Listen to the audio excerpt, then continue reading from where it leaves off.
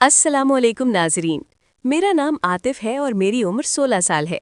मैं अपने माँ बाप का इकलौता बेटा हूँ और हमारा ताल्लुक लाहौर के इलाके मॉडल टाउन से है। मेरे अब्बू एक सरकारी मुलाजिम हैं और अल्लाह का शुक्र है कि हमारे पास जिंदगी की हर आसाइश मौजूद है। घर में सबका लाडला होने की वजह से मुझे वो सब कुछ मयसर था जो एक खुश शक्ल नौजवान की ख्वाहिश होती है। हमारी गली में ही आंटी मरियम रहती थी। उनकी उम्र तकरीबन 30 साल थी और वो बला की खूबसूरत थीं। अगरचे उनसे हमारा कोई खूनी रिश्ता नहीं था, लेकिन वो मेरी अम्मी की बेहतरीन सहेली थी। इसीलिए उनका हमारे घर अक्सर आना जाना रहता था।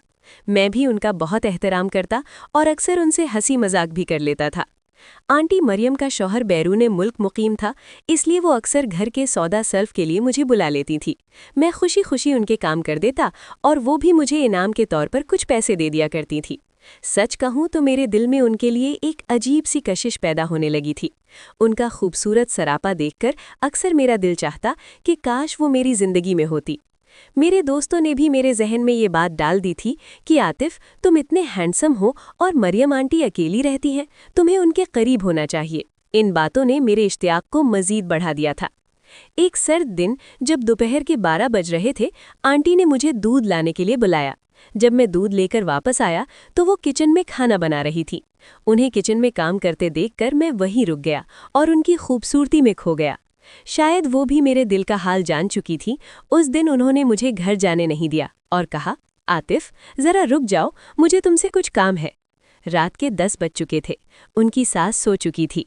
मैं उनके कमरे में मौजूद था। तब मैंने हिम्मत करके कह ही दिया, आंटी, आप इतनी खूबसूरत हैं कि मेरा दिल आप पर आ गया है, पर आप तो मुझे घास ही नहीं डालती।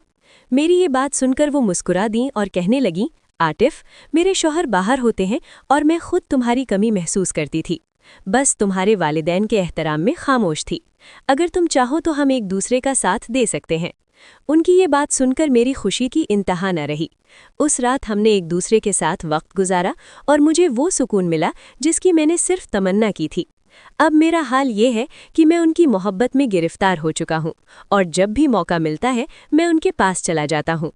नाजरीन, अगर आपको ये कहानी पसंद आई हो तो हमारी वीडियो को लाइक ज़रूर करें।